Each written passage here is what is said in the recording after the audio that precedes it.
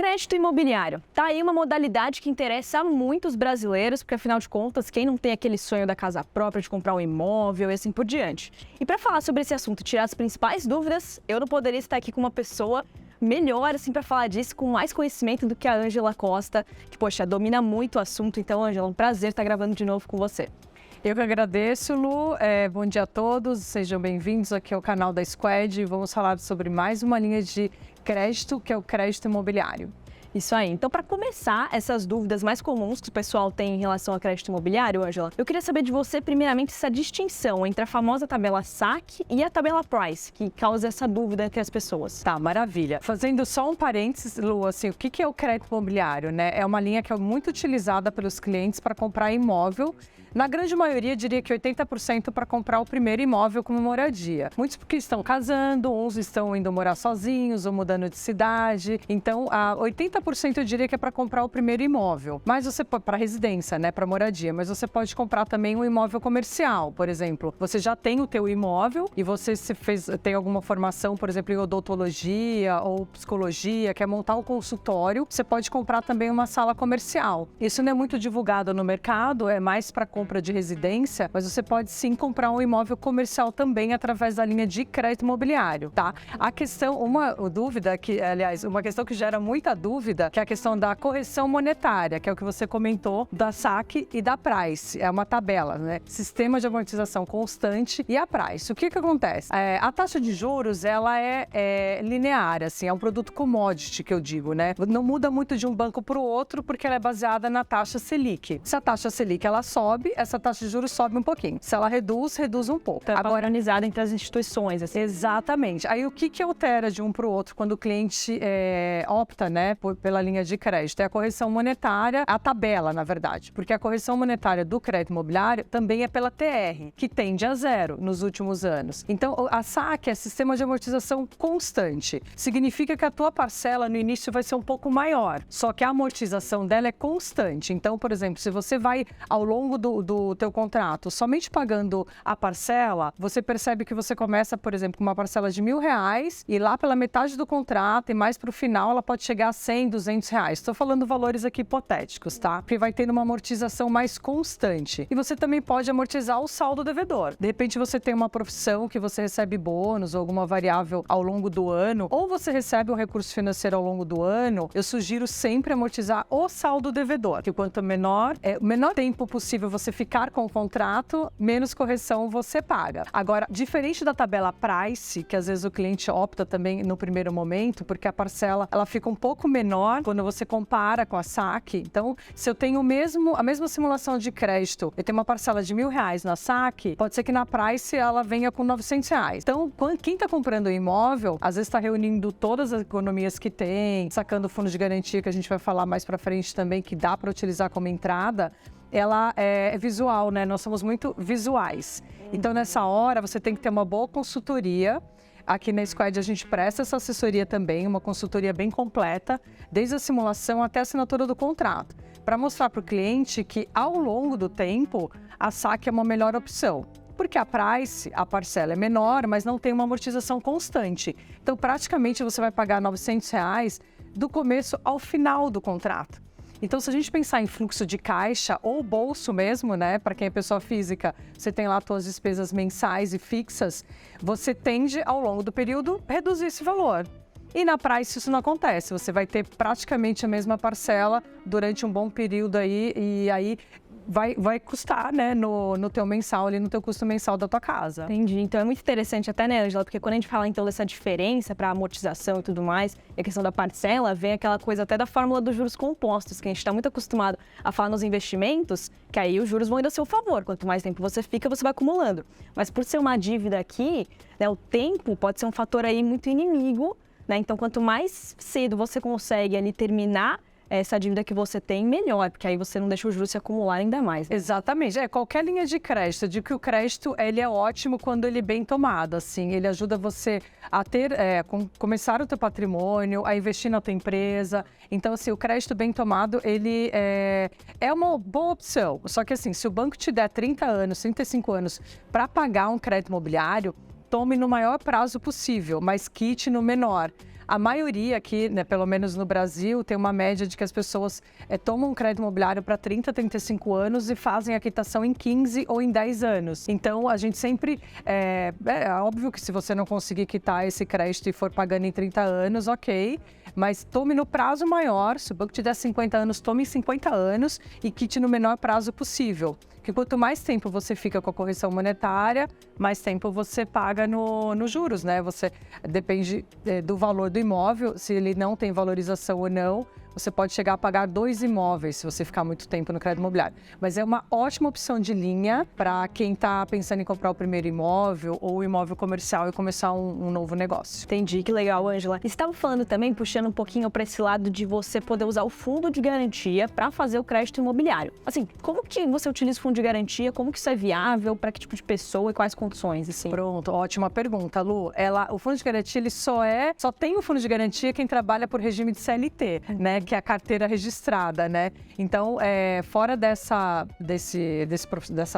profissão, né? Quem não tem carteira registrada não tem acesso ao fundo de garantia. Como funciona o uso do FGTS para a compra do imóvel? Você só pode utilizar para a compra do primeiro imóvel. Você pode tanto optar como entrada. Então, se eu estou comprando imóvel de R$100 mil, eu tenho lá R$20 mil de fundo de garantia, só que eu não tenho R$1 para dar de entrada no imóvel. Lembrando que o crédito imobiliário, os bancos financiam até 80% do valor. Então, eu teria que ter R$20 mil de entrada. Se eu tiver isso no fundo de garantia, já é minha entrada. Eu não preciso ter recurso financeiro em conta ou em aplicação. Eu posso utilizar como entrada. Aí o banco vai junto à Caixa Econômica Federal, o próprio credor faz esse resgate na Caixa Econômica, o cliente não precisa se envolver com isso e ele opta lá como entrada. Ou se o cliente falar, não, eu tenho recurso para dar a entrada no meu imóvel, eu quero utilizar o FGTS para abater as parcelas mensalmente. Pode também, que é uma informação que não é muito divulgada no mercado. Se fala muito do FGTS para entrada, mas você pode optar por abater as parcelas. Então, no começo de um crédito imobiliário, a gente sabe, às vezes a pessoa acabou de casar, está com muitos boletos, né, para pagar e a parcela fica um pouco maior, até ir entrando a amortização, a pessoa dá entrada na Caixa Econômica Federal, ela pode abater até 80% do valor da parcela. Veja que bacana. Então, se ela tem uma parcela de R$1.000 e ela tem saldo no FGTS, R$800 da parcela ela pode abater com o FGTS. Isso durante um ano, e aí depois ela tem que pedir renovação na Caixa Econômica novamente e por mais um ano. O único inconveniente, digamos assim, é que todo ano ela vai ter que pedir renovação para fazer essa amortização enquanto ela tiver saldo no FGTS. Mas vale super a pena. Eu mesma fui uma usuária de amortização de parcela mensal para o FGTS. Lembrando que você só pode ter acesso ao saque se você não tiver nenhum imóvel no teu nome. Então, se você já tem um imóvel que seja de herança, você não comprou, está no teu nome, no imposto de renda, você já não pode ter acesso para utilizar nem como entrada, nem como amortização de parcelas, tá? Entendi, mas no caso, por exemplo, assim, pensando em você usar o FGTS, seja para amortização de parcela ou para você dar a entrada, você acha que teria alguma, assim, estratégia que valeria mais a pena? Por exemplo, é melhor que você procure já dar de entrada ou não, amortizar a parcela é melhor. Existe isso ou varia muito de perfil? Então, varia muito de perfil de cliente. Eu sempre digo, quanto menos você financiar, melhor. Então, se você puder utilizar para entrada, e mesmo que você tenha um recurso financeiro, por exemplo, eu estou comprando imóvel de 100 mil, tenho R$20 mil de fundo de garantia e mais R$20 mil que eu tenho guardado em alguma aplicação, ou enfim. Então, eu vou financiar R$60 mil. Ótimo, quanto menos você financiar, melhor. Agora, se você tem uma aplicação que é a médio e longo prazo, ou se você tem, o que é muito bom também, deixar um recurso como de emergência, né, para algum motivo, utiliza, aí vai de perfil, mas por isso que a grande maioria utiliza como entrada, porque você financia menos, mas depois, ao longo do tempo, se você for um profissional em regime de CLT, o depósito em FGTS, ele continua. Você pode zerar a tua conta de FGTS hoje para comprar um imóvel, a empresa onde você trabalha vai continuar fazendo o recolhimento, o depósito lá. Depois de um ano, mais ou menos, ou um pouco menos, você pode dar entrada na Caixa e pedir a amortização das parcelas. Isso você pode fazer a qualquer tempo também. Entendi. Então, no final dos contos, também é um pouco de perfil, né? Essas coisas são subjetivas, mas tem um caminho que, se você está com a ajuda de um profissional, você consegue traçar a melhor estratégia. Exatamente. Por isso que eu digo que aqui na Squad, quando os clientes perguntam, mas qual a diferença de buscar meu crédito imobiliário com o meu gerente do banco ou aqui na Squad, porque é um produto commodity, assim, não tem muita diferença de custos. Aí a diferença está na assessoria e na consultoria. A gente desenha, inclusive, o crédito imobiliário para o cliente, uma forma que encaixa melhor para ele e no que ele pretende a médio e longo prazo. Perfeito, Ângela. E uma dúvida também clássica que as pessoas têm com crédito imobiliário é essa questão da composição de renda. Por exemplo, só eu compor a minha renda com a do meu marido, o marido compor com a esposa, vice-versa, enfim, o casal ali compor, né, os cônjuges, a renda para poder fazer o crédito imobiliário. Como que isso funciona na prática para negociação com o credor? Tá, perfeito. Composição de renda é uma dúvida bem recorrente mesmo. Há muitos anos atrás, eu diria que há 15 anos, somente era permitido a composição de renda entre marido e mulher ou casais com união estável. Hoje não, eu posso comprar uma casa com a minha irmã, parentes diretos, né? Alguns bancos aceitam até 4 pessoas compondo a renda sem ter união estável ou sem estar casados. Isso também foi uma ótima mudança, porque as famílias mudaram. Muita gente não casaram, né? Não constituíram família naquela questão marido e mulher. Muitas pessoas moram com os irmãos, os pais são falecidos, por exemplo. Não é meu caso, mas eu tenho uma irmã, poderia estar morando com ela. Então, essa composição de renda pode ser feita também. Então, e aí, é claro que vai depender muito da documentação entregue e, de novo, se as duas pessoas, por exemplo, voltando no fundo de garantia, eu vou compor renda com a minha irmã. A minha irmã tem um imóvel no nome dela e eu não tenho. Posso usar o fundo de garantia? Pode. Eu posso usar o meu fundo de garantia, a minha irmã não pode utilizar o dela. Então, uma das pessoas pode utilizar. Quem não tiver imóvel no nome pode. Então, essa composição de renda também pode ser feita entre casais, né, marido e mulher, e parentes diretos. Entendi, perfeito, Ângela. E assim, falando um pouco da quitação agora do imóvel, o que é melhor, por exemplo, fazer a amortização, né? Ou também tem aquela história, por exemplo, de você antecipar 2, 3 parcelas no mês. Como que funciona isso? Qual a melhor estratégia?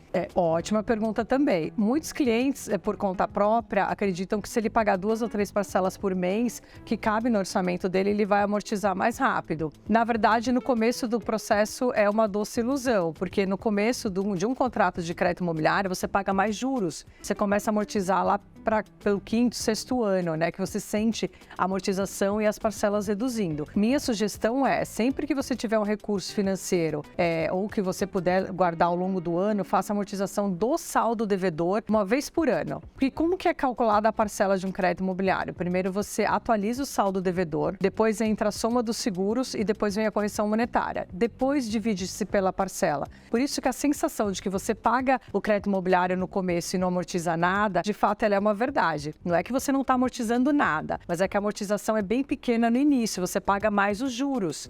Então a minha sugestão é, quem pretende quitar na metade do prazo, tomada, enfim, o quanto antes, peça sempre amortização de saldo devedor, porque a parcela já está no teu cálculo mensal, ela já está ali no teu orçamento, então segue com aquela parcela, vai amortizando o saldo devedor. Entendi. Foca no saldo devedor, abater ele, que é a melhor meta, então, para conseguir até pagar mais rápido e ficar mais tranquilo. Exato. Quanto menor o saldo devedor, menor vai sentindo na parcela, né? A redução da parcela. Perfeito. Então, gente, como vocês viram aqui, a Ângela dá uma aula sobre crédito, explica com uma clareza gigantesca aqui, esclarece todas as dúvidas. E se vocês tiverem mais dúvidas a respeito de crédito imobiliário, às vezes uma coisa mais particular que aconteceu com você, enfim, só deixar nos comentários que vai ser um prazer pra gente responder as suas questões. E se quiserem mais vídeos aqui sobre outras linhas de crédito, também é só deixar nos comentários que a gente responde todas as questões, tá bom? Então é isso, Ângela, quero muito te agradecer pela presença aqui mais uma vez. Maravilha, muito obrigada, pessoal, ficamos à disposição. É isso, gente. Não se esqueçam de deixar o seu like, se inscrever no canal e ativar o sininho para conferir os próximos vídeos que vão sendo postados. Beijão, gente. Tchau, tchau.